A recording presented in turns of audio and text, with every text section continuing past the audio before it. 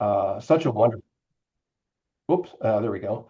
And what's interesting right now is you can start to see the tops of the aurora take on a blue color, and that's because the dawn is coming, and the very highest parts of the aurora are now experiencing sunlight more directly, and that causes a different a color to take place. So the aurora is something that I certainly miss, and I'm quite envious of it, of you for having that.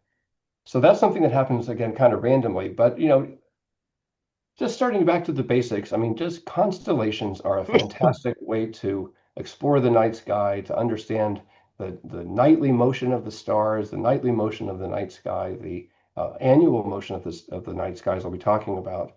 And I find that, especially when I'm talking to photography clubs like yours, that when I'm speaking with very skilled photographers, most are very eager to learn about the astronomy side of things. And this is something that is very exciting. I continually find this to be exciting and new things to discover all the time.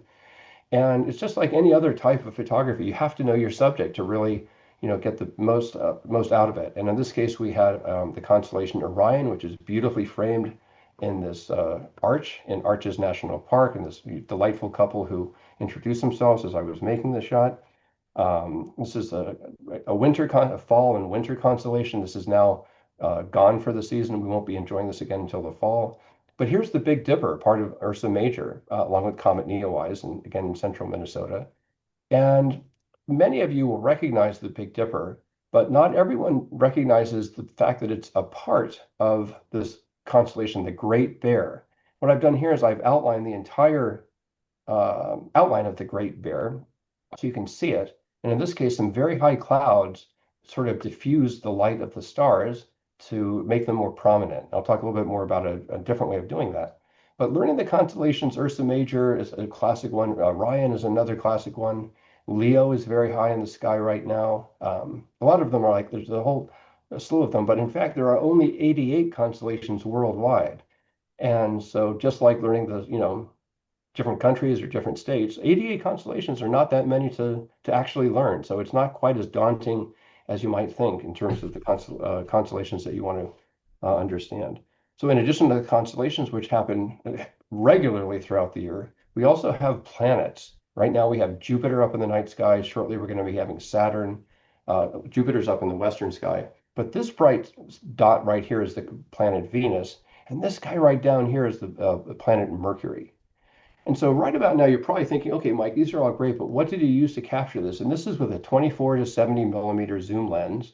I zoomed in and out until I was able to get the right composition that I wanted, so you can see the reflections. And really, there's no exotic gear needed other than what most of you have that I believe. And I'll get to that when I start talking about gear shortly. Comets are another very, random event that are spectacular. This is Comet Neowise back in the summer of 2020. We just had another series of comets come and go throughout the night sky, so that was kind of exciting. This was again during through a wildlife refuge, and lunar eclipses, solar eclipses. We have a great solar eclipse coming up later this summer, and an even better one next year in 2027. Feels so weird to be talking about 2027. I thought we'd be zipping around in jetpacks in 2027, but anyway, maybe we will be.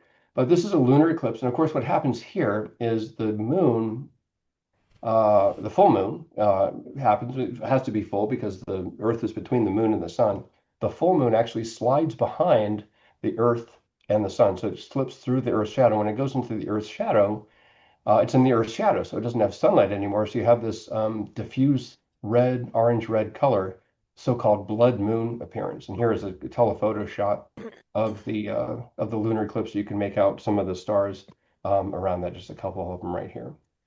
Here's an example of another lunar eclipse in Death Valley National Park. What's funny about this is here, of course, you can see the Milky Way, the stars of Sagittarius, and some of the stars of Scorpius as well. This was a bright full moon night about an hour before this eclipse, and you couldn't see any of that. You could just see a few of the bright stars, but it was blindingly bright in the desert. And then as the eclipse took place, you could just feel the shadow fall over everybody, and it just gets dark. It just feels so eerie when that happens. So if you haven't experienced the full lunar eclipse process, it's certainly something to look out for. And then, of course, we have total solar eclipses. This is the one from all the way back in 2017, almost 10 years ago now, in Grand Teton National Park. And this is a sequence showing some of the partial eclipse phases leading up to totality. And I blended this in with a shot from the tripod at the same spot, so you could actually see, later the same night. I camped out there. I can't say I camped out there because you weren't allowed to camp. I just spent the night there, sleeping on a rock, literally. But the camera was doing its job, capturing the night sky, and it kind of an interesting shot. So we have that, but then of course we have everybody's favorite, which is the Milky Way, and this is one of the ones that it's a great place to start. And this talk is primed for the 2026 Milky Way season. You guys are in great shape to start planning your Milky Way shots. Next couple of weeks is a perfect time to capture shots just like this, and I'll be talking about this here in a little bit. So this is the Milky Way rising in the southeast. Here's the shot of it high in the sky in June from that time lapse I showed earlier at the outset. And then, of course, we have a Milky Way arch. This is over Split Rock Lighthouse in Lake Superior, as you well know. And that orange thing that you see there is actually the moon rising up over the horizon. This is shot at around 2 o'clock in the morning, so it's pitch dark except for the moon and a little bit of the aurora off on the left. And I'm happy to say that next couple of weeks is the perfect time to capture this type of a shot. In April, it's also possible, but the timing is a little bit off because of sunrise. In June, you can still do it, but the arch is very high in the sky by the time it becomes dark. And then in July, it's too high. It's impossible to capture, really. So next, and I have the dates towards the end of the talk to share with you. But the next couple of weeks are a prime time to start planning a Milky Way arch panorama project for 2026. And then, of course, we have the good old Milky Way arch. This is where I started out with my astrophotography, really, other than just the moon and the night sky in general. And again, we're just at the onset of Milky Way season. So May, June, July, August, September, the best time of the year to see the Milky Way core. And I'll explain why that is astronomically here in a little bit. Here is the International Space Station arcing over a lake in, again, central Minnesota. This is, again, Linwood Lake. We're looking south towards the Twin Cities. You can just make out the blur of the Milky Way there. You might be able to make out the blur of the Milky Way. And this is a great shot, especially when you start thinking about the various NASA missions that were just completed to get the astronauts around the moon and all the other things associated with that. So this still gives me just goosebumps of excitement every time I see this. And I'm not sure if it's visible in your part of the world, but certainly tonight for us around Wednesday night around 9 o'clock, we're having a very bright International Space Station transit. So I'm excited to see that and show my kids that because it's always neat to point at that really bright little dot that's moving across the sky over the course of several minutes and think right up there are some astronauts. Very cool. So that's an overview of the landscape astrophotography. And I very briefly wanted to just introduce you, if you haven't seen these types of images before, I'm sure you have, but to a type of astrophotography that does not include the landscape, but is purely sky objects. And in this case, this is a patch, one of the most colorful patches of the sky. It's near the Milky Way core. And if you haven't seen this type of shot before, I'm going to ask you to think about this shot and this was not shot through a telescope, it was through a camera lens, but what was the focal length of the camera lens you think I used to capture that shot? So this is a super colorful region of the sky. And again, the astronomy of this is so interesting. We have yellow regions, we have blue and pink regions, we have yellow, blue, and blue and pink, and then we have these dark shadowy regions. And then of course we have these billions of stars just peppering the field of view. So you have a globular star cluster, you have some reflection nebulae, some emission nebulae, all kinds of interesting things happening there. So you could spend literally a talk just on this image. This is called a planetary nebula. This is a star that just exploded. In fact, just a couple days ago, I was able to, along with many other people in the world, able to capture a supernova in a distant galaxy.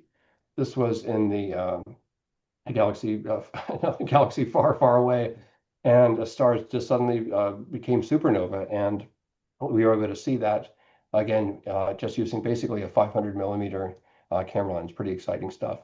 So this is another very common, actually, type of nebula and deep sky object that you can capture with the equipment that you have. I'm going to cut to the chase and tell you that this was shot with a 135 millimeter lens, focal length, 135 millimeters.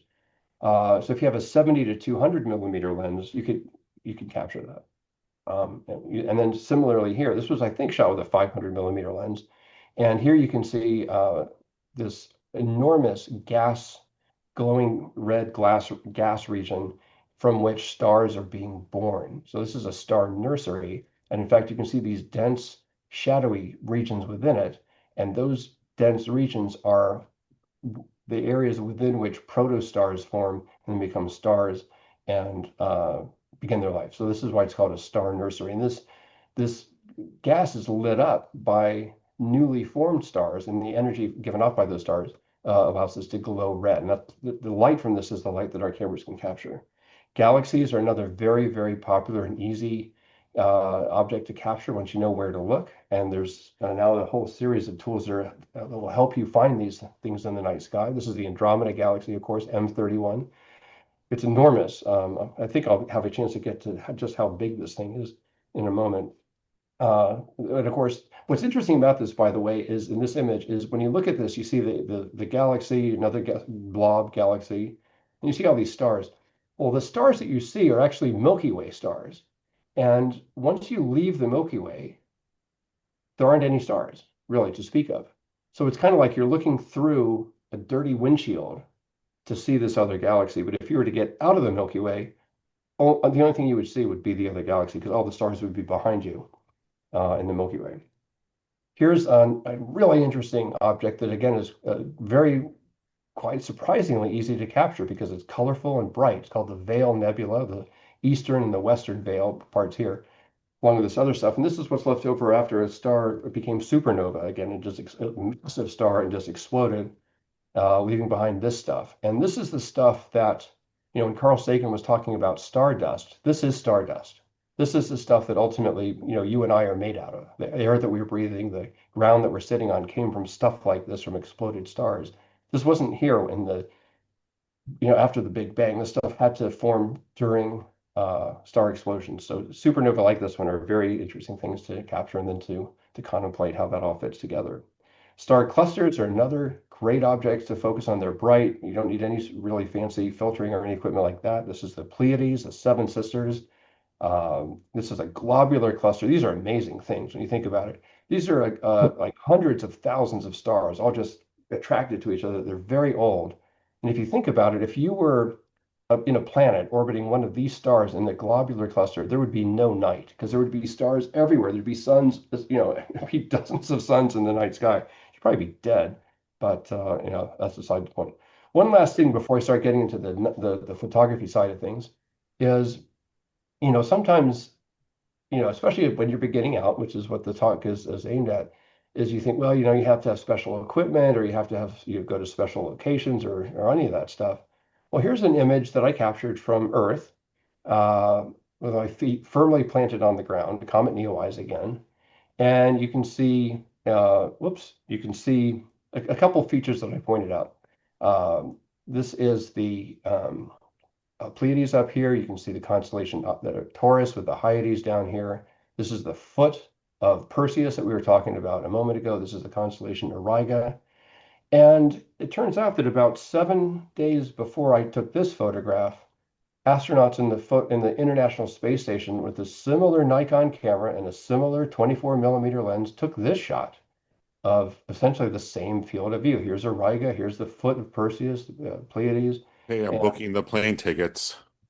And the plane tickets. August 9th to the 18th. Is that okay? You don't I'd be start happy to go to the space station on I the haven't 18th. gotten That Rachel sounds squared terrific. away yet. Booking But us. Somebody must be put on mute. I think there's a way to mute everybody from, I think that's either Ron or, there we go. Anyway, I thought you were talking about booking plane tickets to the space station. That sounds pretty great. I would do that in a second. So the point is here, though, is that when you think about it, I mean, we're all astronauts on Earth. You don't have to, I mean, if you're at the space station, you see things, you can see the Earth, of course, which is phenomenal. I mean, beyond phenomenal. I mean, what am I saying?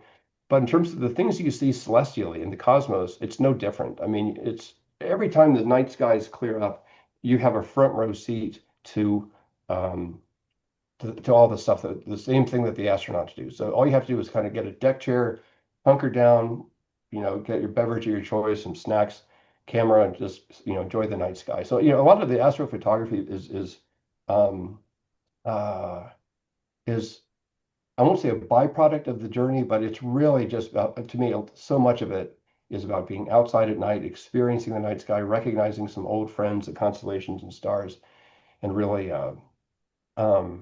getting into it. So I'm going to go, before I get into the technique in some detail, I just want to briefly sort of recap what I've just been saying. So if we think about, this is another one of these time lapses. So if we think about what are the different types of astrophotography we might be interested in exploring, certainly ones in which we have a constellation and some type of a foreground. Here's Orion again in Death Valley. So we have the constellation, we have the foreground, and this is what's called landscape astrophotography, as I'll say. If we just have the if we just have the if we just have the constellation, where are you? If we just have the constellations by themselves, without any ground, along with some other stars, this is the winter hexagon. It's part of the winter hexagon, at least. It's a very, very uh, densely visible part of the night sky that, sadly, right now is now pretty much below the horizon. This would be called more of a deep scape, or sorry, deep sky astrophotography. So here, if we zoom in on Orion's belt, the constellation Orion, for example, this little zone right here, these three stars are Orion's belt. You can see something happening here. You can see this thing down here. And if you zoom in on those things, these are these different nebula that I was just talking about, different types of the Flame Nebula, Horsehead Nebula, Orion Nebula, and so forth. So in terms of the types of astrophotography, I'm going to summarize this here shortly, and then I'll see if you have any questions I can address. We have nightscape or landscape astrophotography, and then we have deep sky astrophotography. And of course, we also have deepscape, which is a combination of deep sky and landscape, but that's the whole thing. But I'm going to leave this up here for a second. So there's many, many, many different types of things to enjoy in the night sky, way beyond the Milky Way, way beyond the moon that we've already talked about. Comets, meteors, aurora, constellations, different types of nebulae, galaxy clusters, galaxies. I didn't really talk about galaxy clusters, that's a whole separate thing. There's a ton of different things to explore, either with a single image or stacking images together, untracked, or sometimes you can use a star tracker. You probably heard about people using star trackers. So I think what I want to do right now is to stop. I'm going to check the chat. I'm going to stop sharing. And hey, here I am. So that's good. This is good. Oh, yes. So Chris is saying this is why I joined the Minnesota Astronomical Society. Yes. More. Oh, there's Al Keeker. Hey, Al. More Minnesota Astronomical Society. Man, fantastic. You can, if you're Wisconsin, you can join too. I don't think they have a screening policy of any type. Yeah, Lars is saying Orion reaches huge, a lot of red. Um, that's all about the meeting stuff. Yeah, so Lars is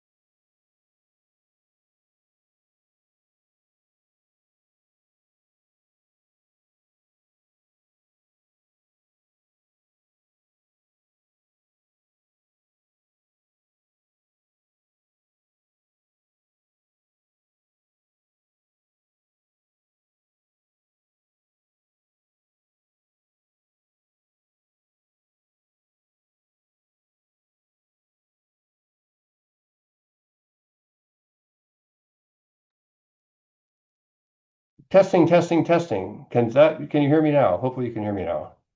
All right, that seems, oh, there, got a heart. All right, thank you, Jen. That's great. All right. All right, got a thumbs up, lots of thumbs up. Okay, sorry about that. And again, thank you for hanging in there. Okay, so let's now go back to here, and we're going to do that. Bang. Okay, fantastic. We are going to do this. We're going to go back to Zoom. And bear with me, we're almost there. We're almost there. Okay, here we go. Yes, all right, back to business. And I'm going to zip ahead to where we were. All right, so we're talking about gear. And, really what we want to have is, your camera, red headlight, and that's all you need. I mean, if your camera has a manual exposure, manual focus capabilities, you have it set up on a tripod with a red flashlight. That's all you need. I mean, this is me setting up the camera for that Star Trail shot I was showing you at the outset. And, you really don't need to have anything more than that. So this was taken with a third camera. As I said, it really helps to have a manual exposure, manual focus, because your light meter doesn't work very well. But let's just go through some basic camera settings for night photography. The most important ones are manual focus, manual exposure, auto ISO off, white balance to daylight, anything except auto, really, because you're going to be changing this in Lightroom. Turning the long exposure noise reduction off is my recommendation. We can do that now in post-processing. You, of course, want to use the raw file format, but the key here is to really just do everything manually. You want to take as much automatic off as you possibly can. And so that's the name of the game. All right, so what are some those are the camera settings. What about the exposure settings? Well, this is what you'll typically see for night photography shots in dark locations, in moonless nights with no snow. Super high ISO. Look at that, 3200 to 12,800. That's no joke. Aperture pretty much wide open. You may have a third of a stop or two-thirds of a stop above minimum aperture, minimum f-stop, but you really want to have that maximum aperture, minimum f-stop, but you really want to have that wide open. And the shutter speed you can vary, to your own taste in terms of whether you start to see star trailing or not. Now, this is a good baseline for, as I mentioned, dark locations, as you can see here, away from city lights, no moon, no snow. But look at this. It's hard to see, but you can actually make out the constellation Orion right here. Here's Orion's belt. This is the Orion sword, the different stars that make up the feet and the head and the hands. And this is in Minneapolis in January with an ISO of 400 and an aperture of f6.3 for 1.5 seconds. I mean, this is there's snow on the ground, there's lights everywhere, there's cars, and you can still make out these bright constellations. Here's another example in Duluth, Minnesota. This is, wow, 10 years ago, ISO 400, f5, 1 second shutter speed per image stacked together. There's the aerial lift bridge. This is looking east right before dawn. This is St. Paul, Minnesota, ISO 2500, aperture. This is right next to where I used to live. The Aurora put on a wonderful display on April 23rd of 2023, aperture of f4. So the point is that there's no, when you see these recommendations for exposure, they apply to very dark locations, but they're not like the ones you have to use.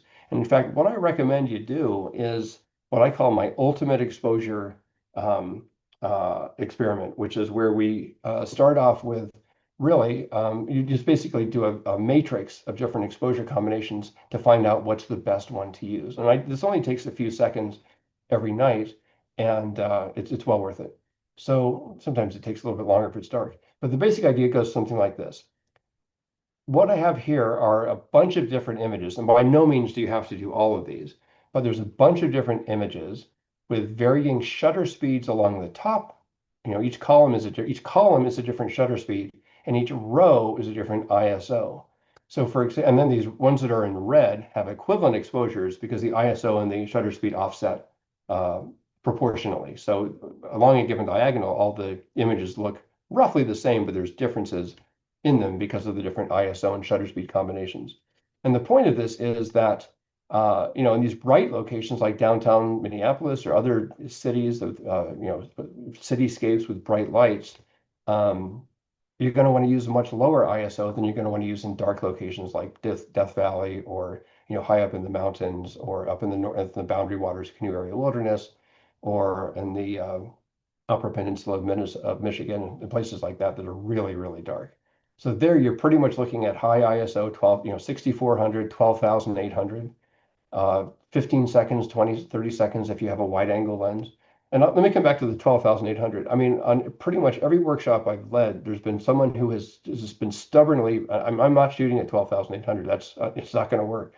And when I eventually, by the second or third day, I finally convinced them to give it a try and say, "Oh my gosh, I can't believe it! That looks amazing." So, if you've never shot that high of an ISO before, give it a try. You're not going to break it's there for a reason. The camera manufacturers aren't going to let you break their camera. So the way to tell if you're well exposed is to use your histogram. And believe me, this is really the key at night. And the reason I say this is that, again, especially when you're starting out, if you simply look at the display on the back of your camera of the image you just took, it's going to look great because your display is lit up. It's a light emitting display and your eyes are dark adapted. And it's very, very easy to find yourself in this situation where at night, I mean, there's actually a Milky Way shot back there, but at night, this looks good. I mean, it doesn't look great right now, but it looks good at night in a dark location. But there's no gap on the left-hand side of this histogram. But if you look at this other image, you can see this, there's two peaks. This is the sky peak and this is the ground peak for the histogram. And you see this little gap. You see how this left-hand peak comes all the way back down to 0. And that's what you want. That means that all the information in the foreground can be recovered if you were so inclined in post-processing. And certainly the sky is well exposed. But in this case, this is just getting a little bit underexposed. So monitor the histogram is a successful way to go. Now, let's talk briefly about lenses. What lenses do we want to use for night photography? Well, I mean, literally all of them. I was just seeing a post where someone asked, I'm new to night astrophotography. I want to shoot the Milky Way. What lens should I get? What focal length should I get?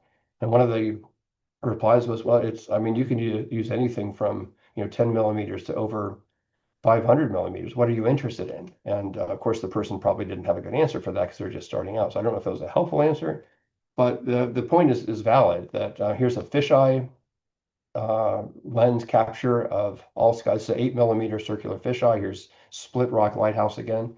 The Milky Way, it arches across the sky, but in this case, it goes, I mean, this is the zenith. This is directly overhead. So this goes from this horizon directly overhead to that horizon.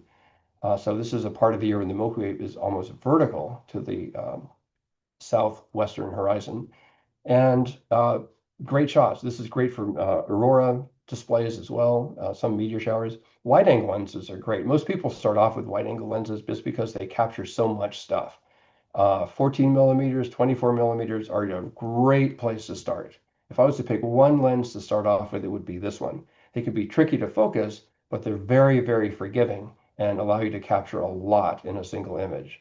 Next up, I would probably recommend would be this mid-range, mid-range telephoto, mid-range zoom, 24 to 70 millimeters. Absolutely great for capturing constellations, all kinds of other things like that. And then telephoto lenses, I mentioned 70 to 200 millimeters. This is another workhorse. But when we start to get into this range of focal length lenses, then we start wanting to think about we want to start thinking about using a star tracker. So if I have time, I'll talk a little bit about that. I want to briefly revisit this question of like, okay, well, just that. Like, let's talk briefly about the effect of focal length and shutter speed, because there is something you want to be aware of. Again, that may not be obvious when you're starting out. And that's because the sky is moving overhead constantly. It's constantly moving. And you may come across this rule of 300, rule of 500, rule of 100. What the heck is it? So what it is the rule of 300, let's say, it's pretty much the one I go with. It's used to estimate what is the longest shutter speed I can use without star trailing for a given focal length lens.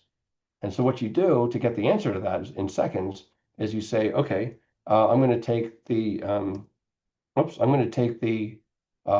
focal length. I'm going to take the number 300 right here, and divide that by the focal length of my lens in millimeters, and that's going to give me the maximum shutter speed in seconds. For the engineers and physicists and chemists and so forth amongst us, ignore the unit inconsistencies. I know it's not good, but it is what it is. So, for example, here's here's an example of a 50 millimeter lens. So, what's the maximum shutter speed I can use with a 50 millimeter lens before I start to see some star trailing? Well, I take 300, I divide it by 50, and that gives me 6 seconds, which is pretty accurate. If I have a 50 millimeter lens, I pretty much limit my exposures to 5 or 6 seconds. Otherwise, I'm going to start to see some motion. And this is how this plays out in real life, practically speaking. So if I go from 14 millimeters, the lens focal length, the rule of 300. So the lens focal length in millimeters on the left, 14, 24, 35, 50, and 70. These are the calculated rule of 300 numbers. And if I round those off to practical numbers, these are the what I get. So 14 millimeters, 20 seconds, 12. But look at this. For 50 millimeters, it's 6 seconds, but for 70 millimeters, it's only 4 seconds. So what are we going to do about that? Well, again, that's when star trackers come into play.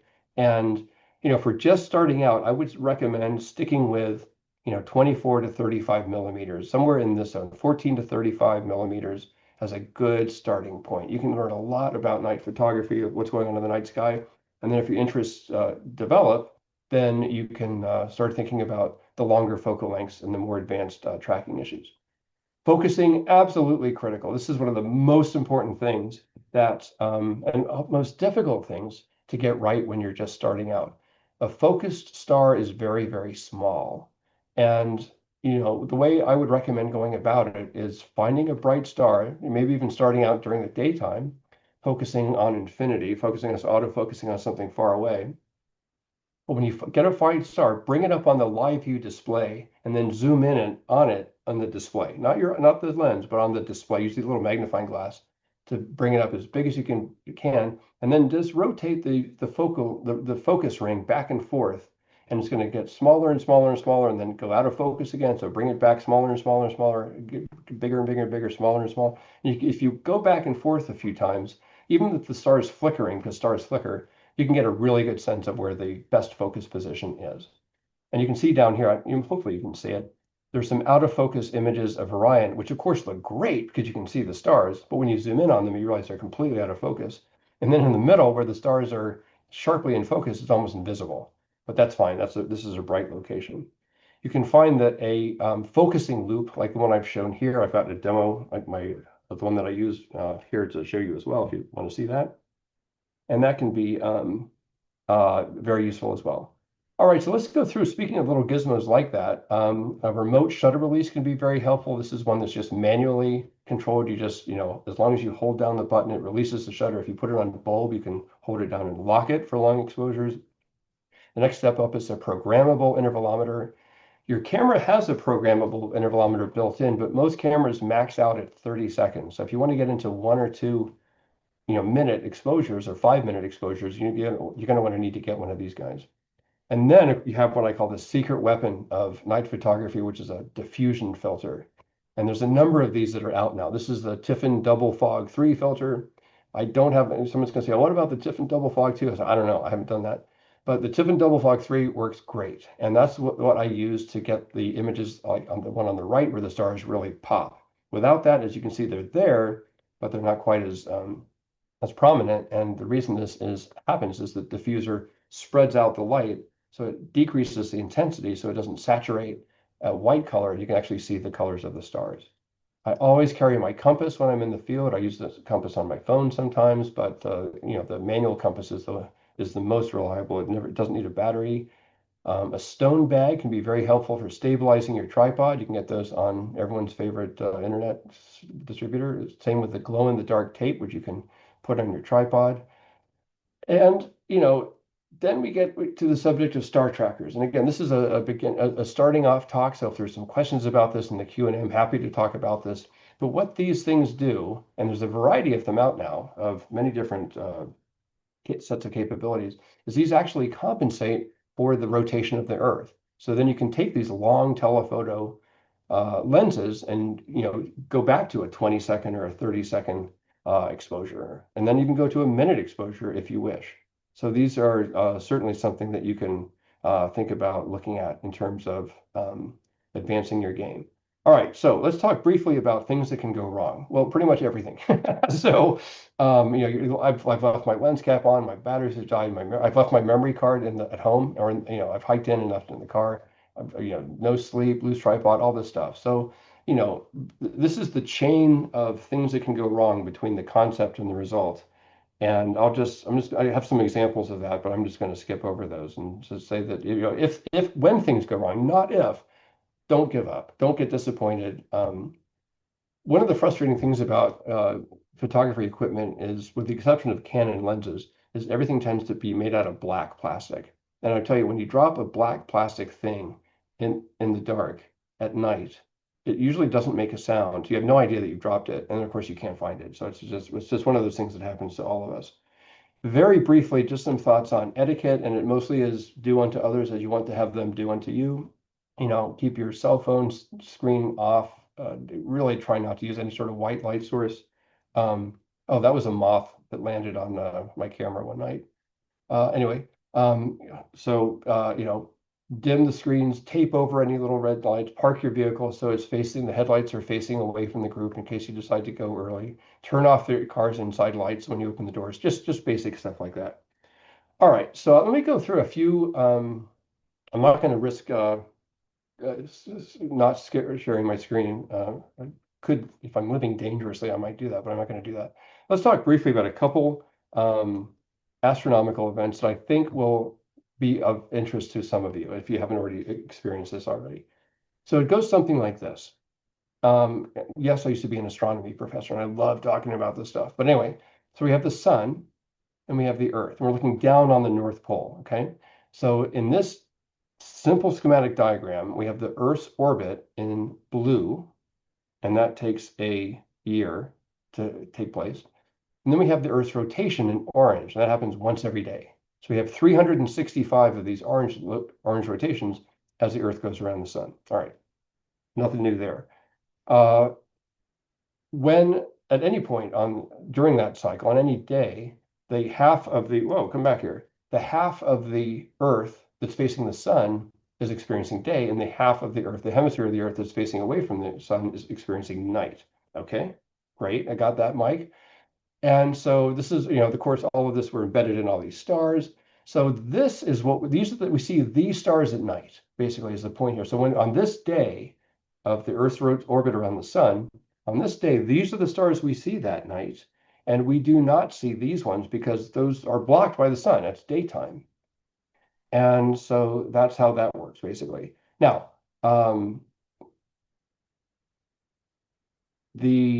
a slight subtlety of this is right after sunset. Like if you think of being like right on this portion of where this red dot is, these are the stars that we see right after sunset. These are the ones that we see around midnight, and these are the ones that we see before dawn. So during the course of a single night, we see a whole bunch of the stars with new ones constantly coming up in the east and constantly setting in the west. Okay, that part's great. So on this day, we see these nights, we got that established. But let's suppose that day was in January. So 3 months later, we've gone all the way. So January, February, March, or 2 months later, we're over here. And guess what? Now, these are the stars we see in January. But look, we see these stars in March. They're totally different. They're not the same stars at all. So the night view that we see in March is not the same region of the Milky Way galaxy, of the space, that we see in January. So it's like this incredible revolving restaurant. So here we are looking east at midnight in October, we see this. In May, we see this, completely different parts of space. So this is one of the really interesting things about getting into night photography and astrophotography, is learning and exploring all these really cool, seasonal phenomena that take place. And, planning your year, people start to hyperventilate a little, like, oh my gosh, I'm running out of time. It's going to be, Orion is setting. And so, oh, we got the Milky Way coming up. But a Milky Way setting, oh, we got the winter constellations, got Andromeda, there's all these different things that take place throughout the year. So let me finish off with this astronomy section with the following point. So here's Earth. And I've shown the orbit of the astronauts around Earth. These are the International Space Station astronauts. Okay. And we're going to put that Earth, boom, right there next to the sun. And we're going to place that, not to scale, in the Milky Way galaxy. All right. So there it is. So now, with this understanding that we have, we see that at night, when the Earth is here in December, we are looking at in this portion of the Milky Way galaxy. And in fact, if you look carefully right here, or right down here, you might be able to make out the constellation Orion that we've seen several times tonight. Here's the Orion's belt. Here's Orion's sword. This is the constellation Orion, and we see that in the northern hemisphere winter months, December, January, and so forth. But in June, we've gone all the way around to the other side of the sun, so we don't see those anymore. But instead, we see the Milky Way core at night. So our view at night during our northern hemisphere summer months is the complete opposite, and we're looking in that direction during the summer months. So in June, July, and August, we get to see the glorious Milky Way core. But then in December, November, December, January, we get to see these glorious winter constellations out here. And then in the spring months and in the autumn months, we're looking through the disk of the Milky Way where there's not very much of this other stuff, and we can see through the Milky Way and see other galaxies. So right now in May, we're just wrapping up galaxy season when we can see this is a single image with each of these circled dots is a separate galaxy. And this is a single 500 millimeter lens image.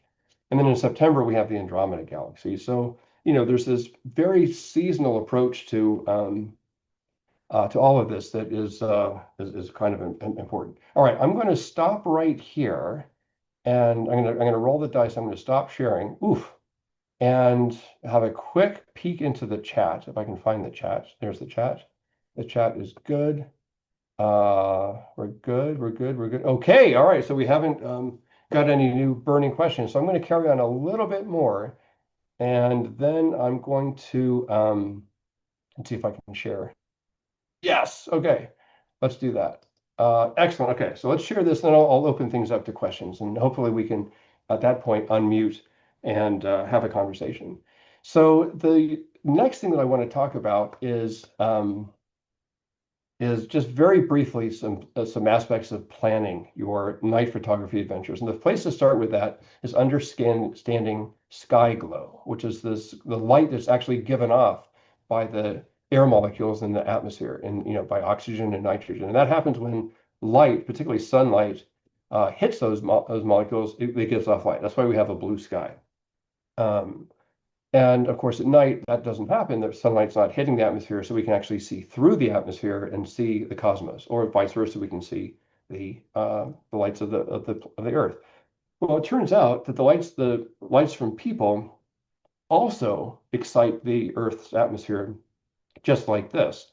And that's a problem because this then leads to a phenomenon called sky glow, which can impede our view of the cosmos because the atmosphere at night actually glows and becomes difficult to see through because the air itself is glowing.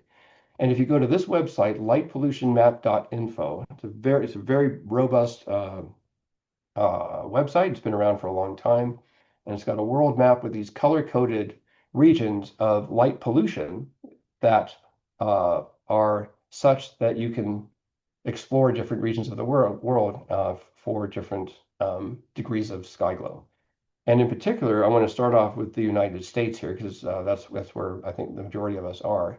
And in particular, you can actually see the region near Minneapolis and Chicago. So here's Minneapolis, and these different colors, by the way, are color coded to what's called the Bortle scale. And many of you I know have heard of this. And the higher the number, the worse it is, basically, in terms of being able to see things through the night sky. So, for example, for the Milky Way visibility, if you have a Bortle 5, you can barely see it, but you really want to be around a Bortle, well, ideally Bortle 1, 2, or 3, maybe 4. And so you can see that there's actually quite a lot of opportunities in our region, but it's something to be aware of. So certainly when I'm planning a trip, either domestically or internationally, these dark regions are really the ones that generate a lot of excitement in terms of sky glow. There's other political considerations and other atmospheric, other environmental considerations to take place, but certainly something to think about. These light, so I'm just going to leave it at that. All right, so I wanted to mention that there's other things we can talk about, and I can go on for quite a while, but I do want to have a chance to answer your questions. So at this point, I'm going to stop sharing, and um, I think it's fine with, I don't know if you're able to host tools. Let's see what the host tools are. Participants, what can participants lock the meeting? Let's see what if I can. You can unmute. Okay, so you can unmute yourselves. You can start your own videos. The chat is switched on.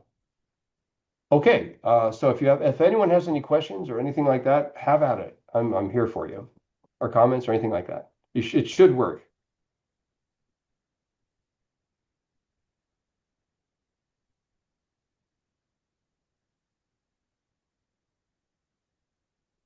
So yeah, if I may, Please.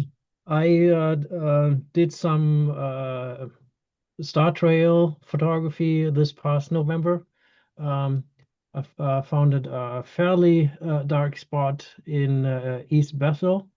So that's about 35 minutes, 40 minutes from Brooklyn Park where I live. And yeah, aimed at the North Pole. And I've been able to get good trails with like f1.4 and 30-second exposures. Terrific. Terrific. And Eh, the way what I found is that pretty much all of the exposures I have, there's like 1 or 2 dozen satellite trails, and then possibly multiple airplane trails. And they're very tedious to get rid of. That's what I found. Agree. So is your first name Michael? Is your first name Lars? Lars. Lars, okay. So Lars, yeah, I empathize with you deeply. And one thing you may like to explore with that is to go ahead and do you use Lightroom or Photoshop to edit your images? I've been doing it in Photoshop, yes. Yeah. So what you can do is now there is a way to, so let's say you stack your images together and you have your beautiful star trails, but you have this um, pesky satellite trail or airplane trail. One approach is, oh, here's Mike Schrun. Hey, Mike, how you doing, buddy? I hope you and your wife are doing okay. I think Dorothy, was it? I'm just looking at the names and recognizing some old friends. I've got, if anyone knows Mike, ask him some. We have a history of running into each other in the middle of the dark. Anyway, so you have this beautiful image that's got a star trail right through it, or a satellite right through an airplane. So one way is certainly to go through the constituent images, find the ones that have that, and then erase it, basically. Very tedious, like you say. Now, what you can do is in the final image, if you do this with a certain amount of care, you can use the generative fill AI feature to correct them. And the way you do that is you just use um, a lasso tool or a polygonal lasso tool to identify, to basically create a outline around the offending star trail or offending satellite trail or airplane trail, and give it a healthy boundary. And then you just click fill, generative fill, and Photoshop will then go through and analyze the situation and then eliminate it and just replace it with continuous star trails. So if you're okay with that, which I am, then that's certainly a path forward. And they've refined the ability to do that so now that it looks pretty good if you do it carefully. And so and if it's especially long trail or it curves or something like that, you may have to do it in segments. But certainly I found that works really well. And it's a lot less tedious than the first I one. could give that a trial. So far, what I've done is I put them in a stack, as you mentioned, and then I use the layer mode lighter color, which is Yeah. a maximum. And then in the individual frames where I didn't want the satellite trails, I would add a mask. and then brush out through the mask the areas that I didn't want. So that would leave holes for that frame. But if I have many frames, it's going to pick up background from some of the other frames. That seems to work pretty well. Gotcha. Okay. I have an urgent request that sorry, hold that thought. I want to comment on that. People who left during the tent cannot get back in because the meeting is locked. Oh dear. Host tools. Oh, I don't know if I can Check your if the waiting room is enabled check the waiting room. for the host tools Yeah, or meeting tools.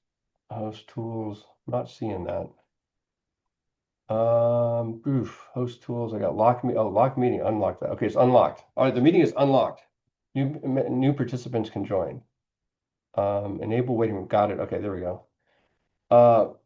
Host says unlock the meeting. So now we've unlocked it. I'm sorry, when that happened, everything got like this, so that the security gate slammed shut. So anyway, there we are. Lars, yeah, okay, give it a try. Yeah, I mean it's certainly a matter of taste. So that should it's a good place to start, certainly. Someone has okay, someone just came in. So someone has pointed out the Darkness Manifesto, absolutely. And there's another great site, Dark Site Finder. Definitely do that. There's a bunch of stuff out there now. It's very useful. And Deb was asking, what do you set for your white balance setting? Oh, great question, Deb. So the main thing is not automatic white balance. So you want to have you can choose, cloudy, you can choose day. I mean, I recommend daylight because it's closest to the night sky. You can also set a Kelvin temperature. And when I do that, I set a Kelvin temperature of typically, 4,300 or 4,000, or some people like 3,800. It doesn't really matter because you can always change that later in post-processing. The key thing is not to have auto white balance, because if you do that, then every shot may have a slightly different white balance. And if you ever try to blend things together, it's going to look funny. So that's the white balance answer. Heidi's asking about the rule of 300. Yes, that's for a full frame camera. So for a crop sensor, you would want to multiply your focal length by your crop factor, in your case 1.6, and use that focal length to divide by into the 300 to get the number of seconds. So it would go down. The number of seconds would go down because you'd have an effectively longer focal length. And then we have the locking issue. And you have the photos where you have some color. Do you use an astro mod? Yeah, didn't talk about that much, but a lot of cases, yes, I did. So the issue at hand here is that Rosalind asked $1 million question. Oh dear, that's the Rosalind opened up Pandora's box, everybody. Okay. And then Mike's asking, hi, Mike. Yeah, okay. So Jen's question, well, you have some color. So essentially, here's the situation, is that many objects in the night sky, photography is all about capturing light, and the moon is reflecting sunlight from a gray surface. So that's basically a full spectrum of color. When you photograph stars and other galaxies, that's a full spectrum of light. That's all basically white light. When I was showing you those red nebulae, that is a very specific color of hydrogen light. And that particular color of hydrogen light is blocked mostly by standard cameras.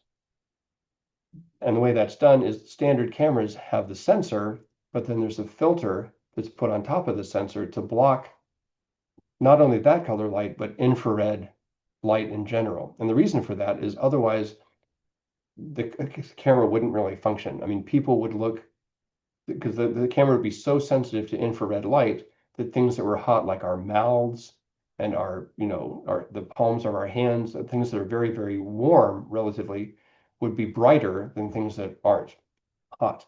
And so that wouldn't be right. So that's what that filter does.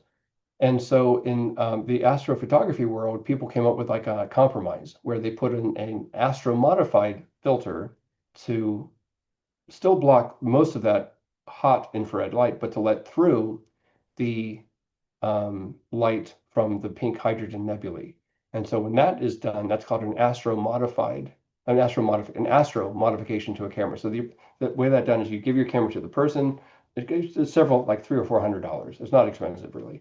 And a good way to do that is to get an old DSLR and have the astro modification done to it. So you have that, so you're not necessarily astro modifying your main camera, because there can be a color shift. You give it to the person, they take off the stock sensor, they throw it in the trash can, they take an astro modified sensor for your camera, put it on, and then they send it back to you. Works great. You can do a full spectrum modification where they actually take off the sensor and then just send it back to you. Don't recommend that. That's a whole different thing. But when you do the astro modification, in answer to Jen's question, then your camera, yes, will pick up much more of the pink color from the nebulae, and you'll see a big difference with that. Mike's question is, can I touch on lighting a foreground object like a plant or a building or a rock? Absolutely, yeah. So for doing that, the key thing there is you have to be close enough to it that the light from you can get to it. So, if you're out west and you're looking at large natural objects, it's very difficult to light those without an enormous light. And so one natural way to approach that is to use moonlight and to plan your shots when you have a very slim crescent moon. And so, of course, that complicates things. So the timing is fairly important with that. But moonlight can be a very natural, especially within 2 or 3 days of the new moon. Moonlight can be a very effective way of gently, very naturally lighting the foreground. So that's my first choice always. Other than that, you can buy a variety of different lighting tools to light objects. One of my favorites is to have, you can buy light sources that have an adjustable color. And I prefer to have a color that's very, very warm or with a very low Kelvin temperature, like 2300 Kelvin. 2300 Kelvin, maybe 2500 Kelvin, maybe 3000 Kelvin. But once you get to about 4500 Kelvin, then it's more like daylight. And that looks a little bit unnatural at night. So certainly a warm, or you can buy like orange gels to put over flashlights back from the flash photography days. So there's a variety of ways of doing that.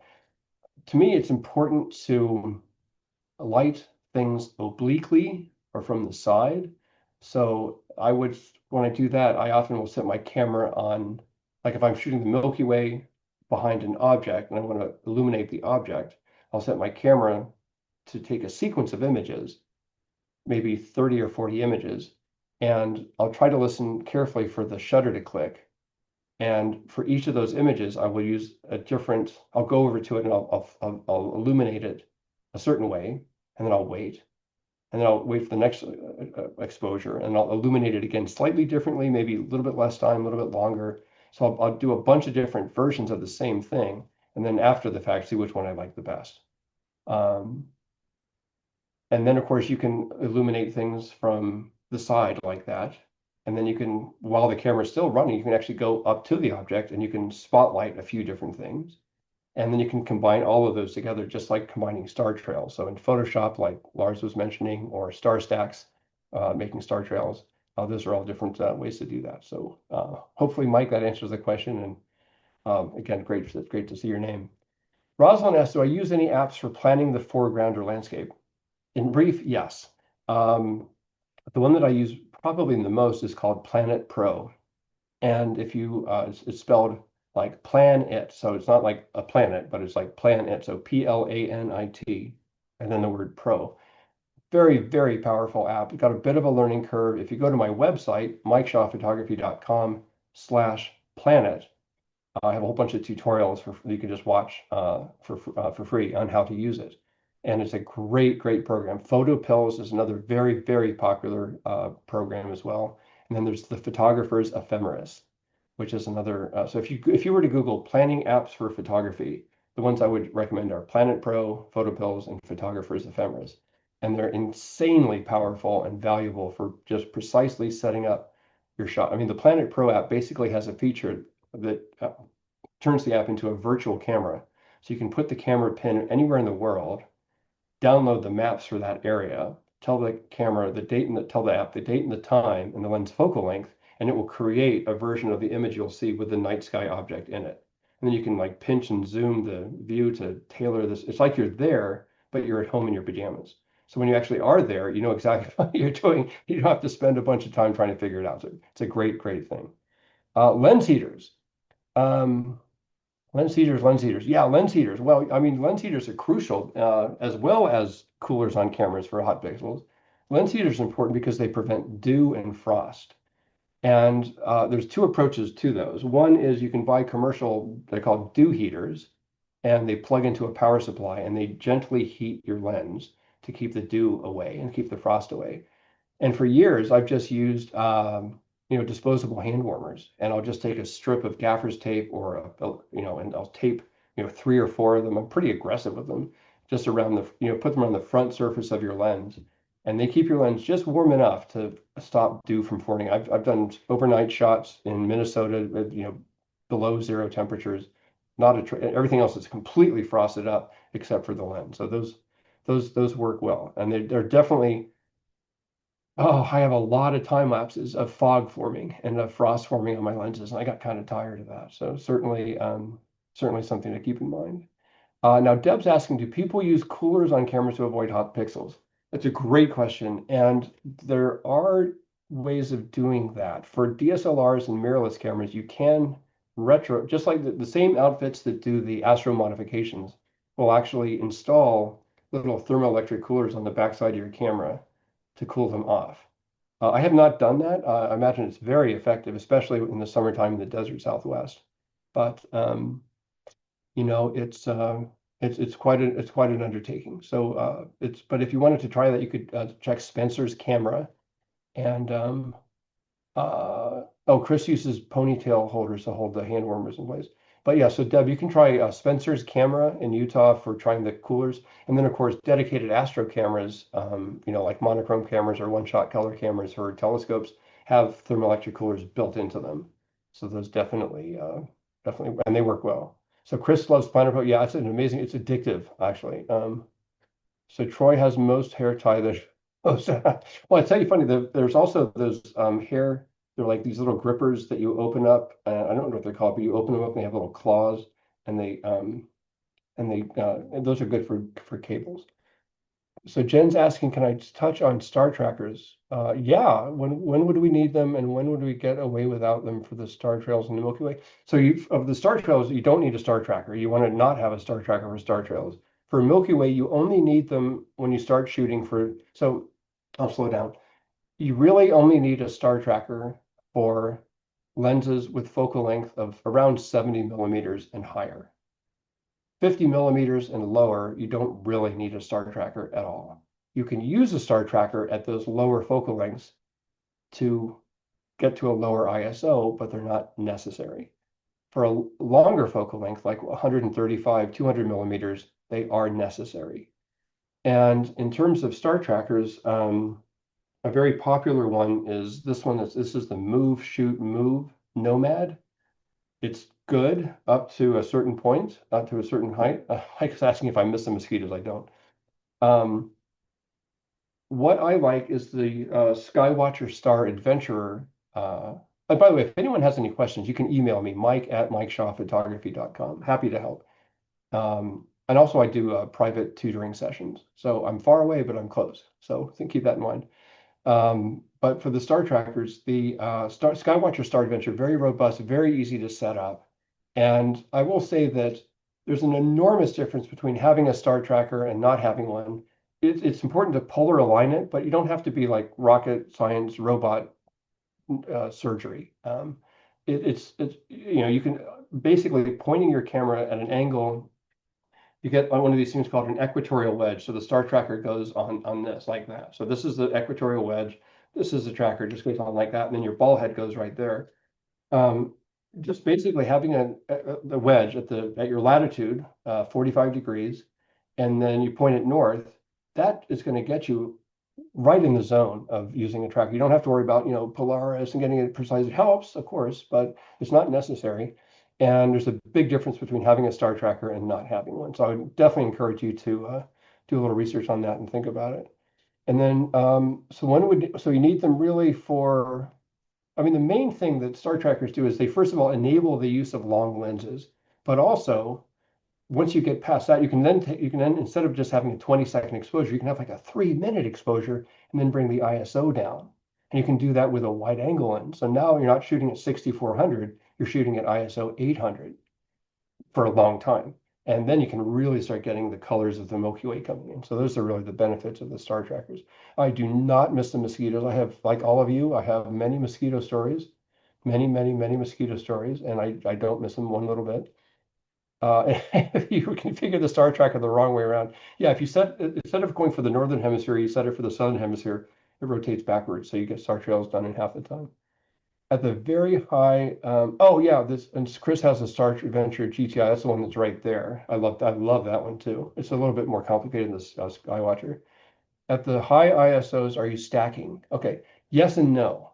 So essentially, when you get into astrophotography, it can be totally overwhelming because there are so many different ways of doing it. And as I said at the beginning of the talk, and I think it's a Dr. Kroll, but please, I'm not bashing in any way. I want to get to your very good question, but you can use your cell phone. You can take single shots of the night sky from a stationary camera, stationary tripod, and I did that for years.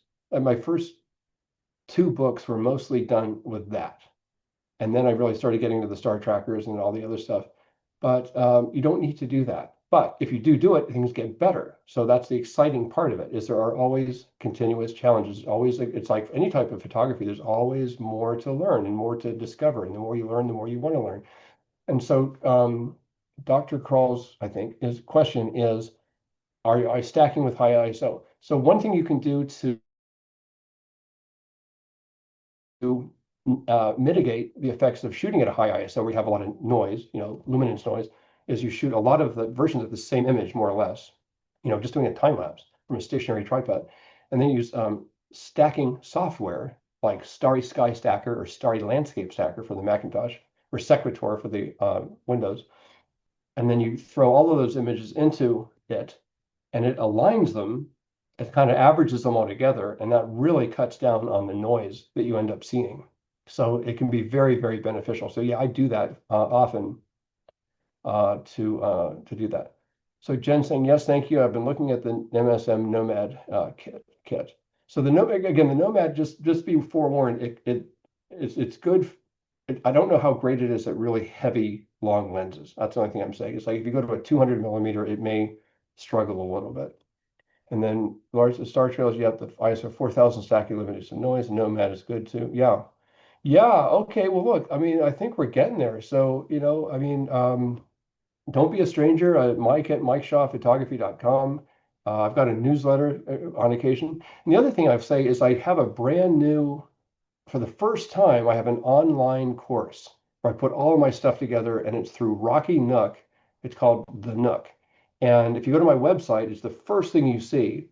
And the cool thing about that is that when you join that, it's like my course is part of other courses. So you have access to not just my astrophotography course, but also like creative, drawing and Lightroom and Photoshop techniques and all kinds of courses that are all available to you at the low cost. So check it out. If you have any questions, you can email me about that. I see Marianne is saying concluding words as well. So I think I'm the host, so I guess it's up to me to end this, which I'm glad to see the record button is still recording. So any other questions that people might have before we bid adieu? Again, thank you so much for it's great to see all of you hanging in there during the technical glitches and stuff, because it's I know how frustrating it is from an audience member. Okay, so let me add my contact info here to the chat. So where is the chat? There's the chat. I'm going to message. So my email is mike@mikeshawphotography.com. That's my email. My website is Mike Shaw Photography. You think I would have had a more I'm sorry it booted you out, Ron. I really am. Photography.com. And browse around. I've got a bunch of stuff in there that's not necessarily super obvious, but it might be helpful. And my Instagram is at Mike Shaw Photography. And I use Instagram a lot. Well, I mean, not a lot, but I mean, that's where I do that. Hey, Kevin, my thanks to you, my friend. It's been, so there's that. Yeah, again, I miss y'all. I wish I was there, but we're having a great time here. It's my kids are at a track meet. It's good. Life is good, and the main thing. What am I going to say in conclusion? What I would say in conclusion is, the majority of it is getting out there with a friend or by yourself and just enjoying the night sky. I mean, there's something about, when it gets dark and the first stars start to pop out, you start to see things taking shape, and you recognize starting things. It's just great. It's just like any other thing in nature photography. Once understanding it helps, but the main thing is just to get out there and enjoy it. So thanks again for joining tonight. You're still getting frost. I don't want to hear that. If you're ever out in the near San Luis Obispo, California, we live in Arroyo Grande. Stop on by. We're right on the 101 between San Francisco and LA. I'm going to go ahead and shut this down, Marianne, and say once again, thank you very much, everyone. So have a great night, and I hope to see you again sometime. Thank you.